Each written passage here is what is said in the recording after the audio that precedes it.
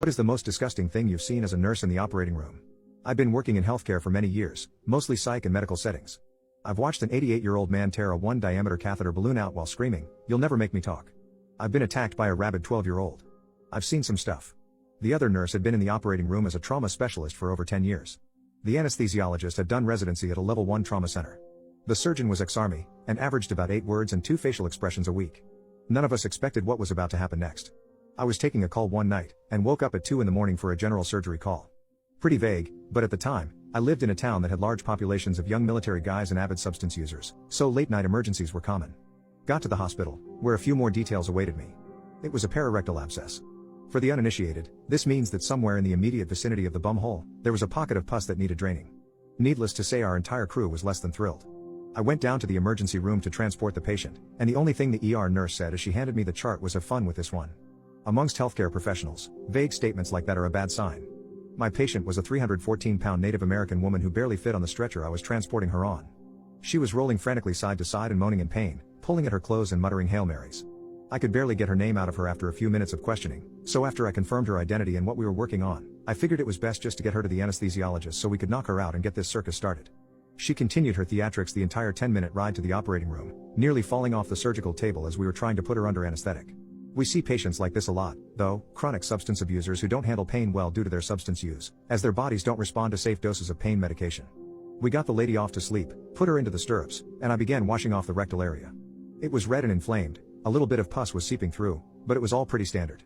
Her chart had noted that she'd been injecting 4 drugs through her perineum, so this was obviously an infection from dirty needles or bad substances, but overall, it didn't seem to warrant her repeated cries of, "Oh Jesus, end it now."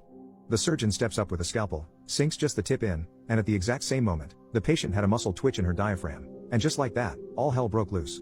Unbeknownst to us, the infection had actually tunneled nearly an entire foot into her abdomen, creating a vast cavern full of pus, rotten tissue, and fecal matter that had seeped outside of her colon.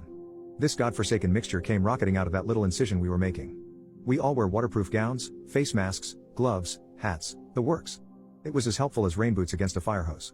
The bed was in the middle of the room, an easy 7 feet from the nearest wall, but by the time we were done, I was still finding bits of rotten flesh pasted against the back wall. As the surgeon continued to advance his blade, the torrent just continued. The patient kept seizing against the ventilator, and with every muscle contraction, she shot more of this brackish gray-brown fluid out onto the floor until, within minutes, it was seeping into the other nurse's shoes. I was nearly 12 feet away, jaw dropped open within my surgical mask, watching the second nurse dry heaving and the surgeon standing on tiptoes to keep this stuff from soaking his socks any further. The smell hit them first. Oh God, I just threw up in my mask. The other nurse was out, she tore off her mask and sprinted out of the room, shoulders still heaving. Then it hit me, mouth still wide open, not able to believe the volume of fluid this woman's body contained. It was like getting a great big bite of the despair and apathy that permeated this woman's life. I couldn't breathe, my lungs simply refused to pull any more of that stuff in. The anesthesiologist went down next, and D1 tailback, his 6'2" frame shaking as he threw open the door to the operating room suite in an attempt to get more air in, letting me glimpse the second nurse still throwing up in the sinks outside the door. Another geyser of pus splashed across the front of the surgeon. In all operating rooms, everywhere in the world, regardless of socialized or privatized, secular or religious, big or small, there is one thing that is the same. Somewhere, there is a bottle of peppermint concentrate. Everyone in the department knows where it is, everyone knows what it is for, and everyone prays to their gods they never have to use it. In times like this, we rub it on the inside of our masks to keep the outside smells at bay long enough to finish the procedure and shower off. I sprinted to our central supply, ripping open the drawer where this vial of ambrosia was kept, and was greeted by an empty box. The bottle had been emptied and not replaced. Somewhere out there was a godless monster who had used the last of the peppermint oil, and not replaced a single drop of it. To this day, if I figure out who it was, I'll spit in their face, but not before cramming their head up the colon of every last substance user I can find, just so we're even. I darted back into the room with the next best thing I can find, a vial of mastisol, which is an adhesive rub we use sometimes for bandaging. It's not as good as peppermint, but considering that over 1/3 of the floor was now thoroughly coated in what could easily be mistaken for a combination of bovine afterbirth and maple syrup, we were out of options. I started rubbing as much of the mastisol as I could get on the inside of my mask, just glad to be smelling anything except whatever slimy demon spawn we just cut out of this woman. The anesthesiologist grabbed the vial next, dousing the front of his mask in it so he could stand next to his machines long enough to make sure this woman didn't pass away on the table. It wasn't until later that we realized that mastisol can give you a mild high from huffing it like this, but in retrospect, that's probably what got us through.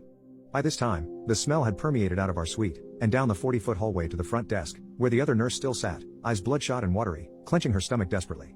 Our suite looked like the underground river of ooze from Ghostbusters 2, except dirty. Oh so dirty. I stepped back into the suite, not wanting to leave the surgeon by himself in case he genuinely needed help. It was like one of those overly artistic representations of a zombie apocalypse you see on fan forums. Here's this one guy, in blue surgical garb, standing nearly ankle deep in lumps of dead tissue, fecal matter, and several liters of syrupy infection.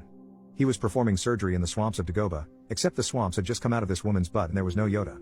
He and I didn't say a word for the next 10 minutes as he scraped the inside of the abscess until all the dead tissue was out. The front of his gown a gruesome mixture of brown and red, his eyes squinted against the stinging vapors originating directly in front of him.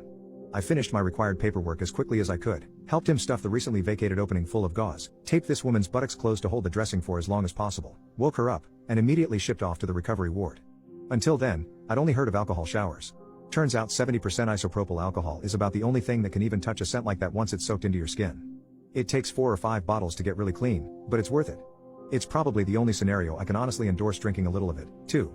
As we left the locker room, the surgeon and I looked at each other, and he said the only negative sentence I heard him utter in 2.5 years of working together: that was bad. The next morning the entire department still smelled. The housekeepers told me later that it took them nearly an hour to suction up all of the fluid and debris left behind. The suite itself was closed off and quarantined for 2 more days just to let the smell finally clear out.